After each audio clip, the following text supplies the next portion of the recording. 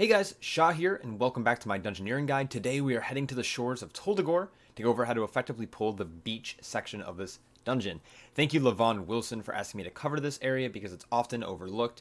And conveniently enough, I just ran a few of these Tol Dagors back to back and actually had footage of this, so let's take a look.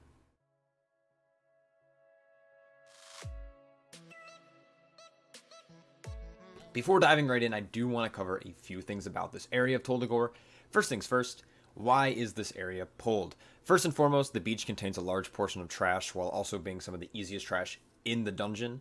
During Season 4, groups have had access to skipping large portions of inside the prison, so it's extremely beneficial to gather large amounts of early count so you can afford to skip harder trash in areas that you need to skip.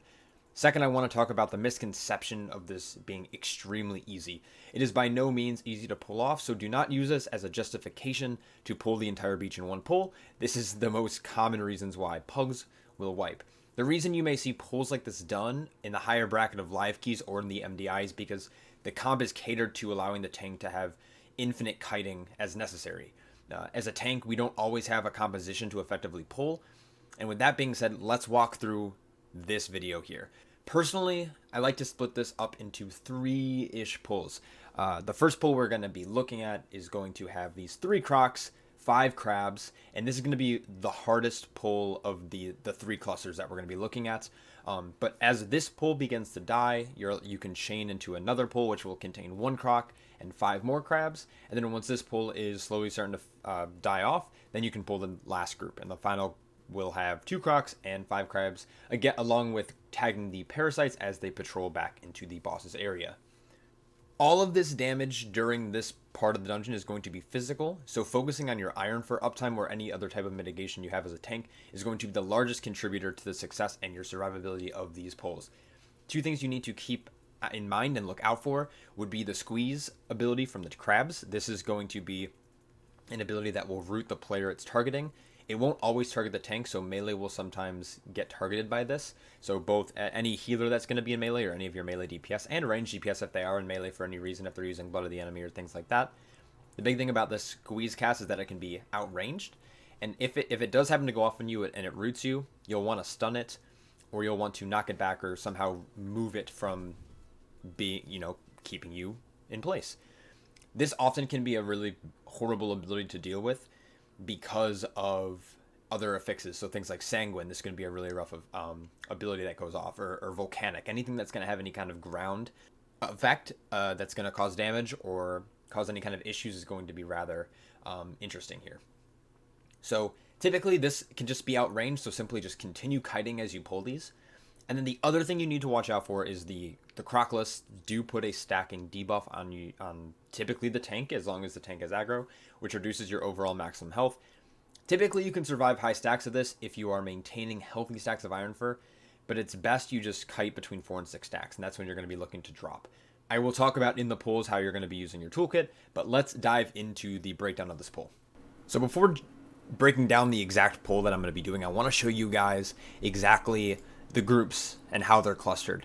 So at the very start, I like to go big dick energy and pull this pack here. So like I said, you're going to have 3 of these Vice Straws, and then you're going to have 5 of these spiders. Now, of course, like on certain affixes like Sanguine or like Bursting, for example, you're going to want to make sure that you're not going to be rolling stacks or like getting these things stuck in Sanguine. But besides the point, this is going to be probably the toughest pull. This is where you're going to commit some of your bigger cooldowns, so you could use something like Incarnation, at least off of the Mythic Keystone being inserted. You can incarn off of that and then re-incarn during the pull at some point. But this is where you're going to want to use at least a survival charge in hierarchies typically, or you're going to be committing Barkskin a lot, and you're going to be kiting because the Vice Straws are going to stack up these dots pretty quickly on you. So then your next pull would be then a little bit lighter, and this is going to allow your group to kind of recover from cooldowns. So you'll be pulling the single croc with the crabs. Now again, you don't have to wait for this whole pull to be dead. You can start chain pulling once you're comfortable with the mobs being grouped up and you're comfortable with the amount of iron stacks you have and the amount of mitigation you have going forward, and then you can chain into the next group. And then finally, after this group is starting to die, this group should be long dead by then, you can then pull the last group, which then is 2 Crocolisks, or the Vice Jaws, and then 5 crabs again. So each crab group is always 5 crabs, and the Vicestraws are pretty much separated. So you can pull these all individually if you really want, but these two will pull together, these two will pull together, but these two are individual. And then while you're doing this green pack here, you would also then maybe grab parasites. This clip that I'm showing you guys is from a bursting week, so this is something that you might want to be careful on chaining in right away, because these things will die a lot faster than these will, and if you chain it in at the wrong time, you can end up getting like 12 stacks of bursting if you kill everything at the same exact time, which would be good if it's all within that window, but if it rolls, probably causing a wipe. But outside of that, these are how the pulls would be broken down. There are people who actually will break this up differently, and you can be pretty flexible with how you pull these. You can try to pull all the crocolids together with the crab group, then do double crab together. Just be careful to squeezes. You can mix and match this, which is really good, but this is what I have found to be most efficient while pugging, and also doing it with pre-made groups. So let's dive into the actual footage of my group handling this. So here we are in the footage at the start of Tol Dagor. Countdown is going. We are all flasked up. We're potted up. We're all buffed up. And right off the bat, I'm going to be using Incarnation. So right at that 1 second mark, I'm using Incarnation to get that buff. I recently found this out that you can do this, so this is new to me. But make sure you're doing this, because you're going to get like 15 seconds worth of value out of an Incarn on top of being able to use it again. So make sure you're doing this. It's very efficient for making sure you have decent, not only threat generation, but also a little bit sturdier at the start of pulls, because obviously that's what Guardian Druids are known for, is going splat right at the start. So we're jumping in. Key goes in, and we'll have roughly like 15 seconds, 10-15 seconds by the time we actually get to the mobs. Now, something that I like to do at the start of the dungeon, just so I can get out there and start gathering things up while staying in bear form, is I use a Lightfoot potion. So, like I said, we are going to be grabbing the 5-pack of crabs here, both Vicestraws on the right, and this one on the left. This one I'm going to body pull, this one I'm tagging with Moonfire, and I'm heading right for these silk crabs, and I'm going to be dragging them back to this area roughly, because I don't want parasites to chain in here, because again, we don't want to have this like awkward amount of bursting. And this is a very crucial part for Guardian Druids, and a handful of other tanks as well, is they need some time to gather threat, and they need some time to gather their mitigation. So if you pull in extra stuff, it can get spicy real quick, and the worst thing that you could do is wipe at this area. So body pulling this Vicestraw, grabbing crabs, and then coming back. Trix goes out on me from the rogue, and then I am literally just spamming Thrash to get as many stacks up as possible for my talent. Rend and Tear, so I have 6% damage reduction from everything. As well, I'm going to have that generation from Blood Frenzy as well, to just make sure I'm getting constant rage, so when I do have to go kite but then jump back in to grab aggro, I'm going to have enough rage to put up at least a stack or two of Iron Fur. So essentially what's going to happen here is we're just going to slowly start cutting backwards. As soon as that grip went on me, that squeeze, Egg used his blinding light to stop that. You're going to want to use kind of abilities like that. So stuns obviously work very well. Your Typhoon will interrupt the squeeze cast. Your Incap Roar will stop the cast. If you Ursals at a right moment, and then you shift out if you shift into cat form, you can break the root. But the issue with doing that is you might get hit while in cat form, which could be catastrophic. It could end the key right there, or just end your life at least, and you'll have to regain aggro. So as you see, I'm at 3 stacks. I'm dropping pretty low here. I'm trying to hold on to Survival Instincts as long as I can. I haven't used Incarnation yet. I'm purely just trying to kite and hope that my team handles everything properly, make sure we're being slowed. And when I'm talking about group composition earlier, so a lot of times in keys, you'll want to make sure you're slowing these things as much as possible. So if you have Frost Mages obviously are really good at this. Hunters can use Binding Shot and Tar Trap. Frost DKs are also pretty good at doing this, keeping everything fairly slow. Same with Feral Druids with their bleed. But for the most part, this comp that I'm running, we don't have a lot of slows here. We have almost no slows in this group outside of Ursul's Vortex, or at least group slows, that is. So that's the biggest struggle in this composition, is it's very, very difficult for me to kite and drop stacks. So I have to make sure I'm using Ursals and Typhoon at the right moment to make sure I can do that and drop my stacks. I will typically always aim to drop stacks around the 2 to 4 mark normally. Some tanks don't even like to get 1. Some tanks are fairly fine as long as you're like a warrior. As long as you're blocking those attacks, you're fine. But as soon as you get rooted into a squeeze, it can get pretty sketchy. So you just want to make sure you're keeping low stacks. So as soon as that group dies, like I said, bursting is going to put everyone fairly low here. So we're just trying to be a little careful. So I'm going to pull crabs, and I'm going to try to grab this Vicestraw in.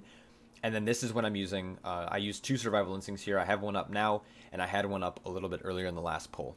And it's just to help my group recover. And that's pretty much it. There's not too much of this pull. This pull's a little bit easier. As you can notice, I'm slowly backing up. And this is to avoid a lot of the squeezes. The squeeze you can outrange, like I said. So I back out here. It's targeting me, but I guess the stun went off. But if you slowly just keep kiting away, the roots may never go on you, which is super, super convenient. Squeeze will do a little bit of damage over time while also keeping you rooted. On a week like this with Volcanic, it's obviously kind of an issue if you get rooted and then get hit by a bunch of Volcanic on top of other damage coming out. It can pretty much like global you. At least it'll feel like you global. So as soon as that pack dies, we're going to be heading over. Because of bursting, we're being a little bit careful of chaining here too much.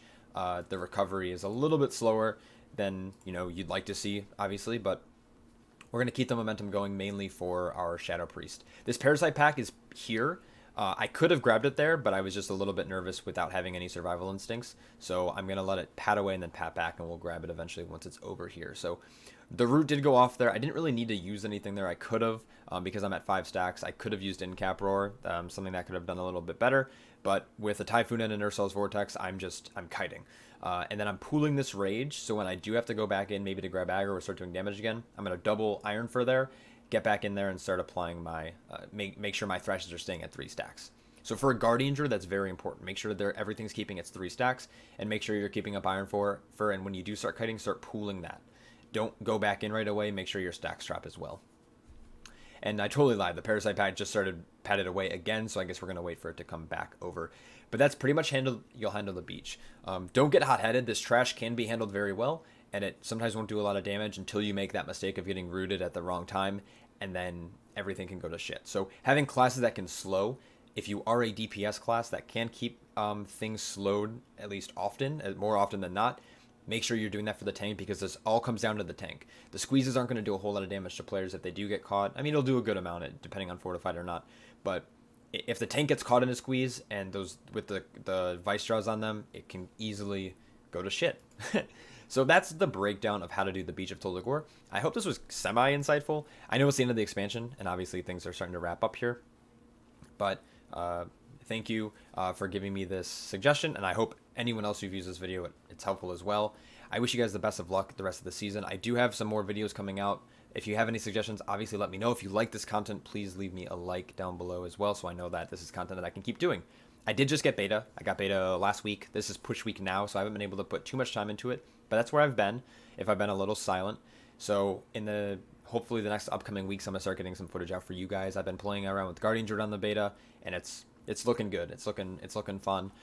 Some complaints, but obviously it's beta. So I hope you guys are staying healthy. I hope you enjoyed it, and I will catch you guys in the next one. Take care.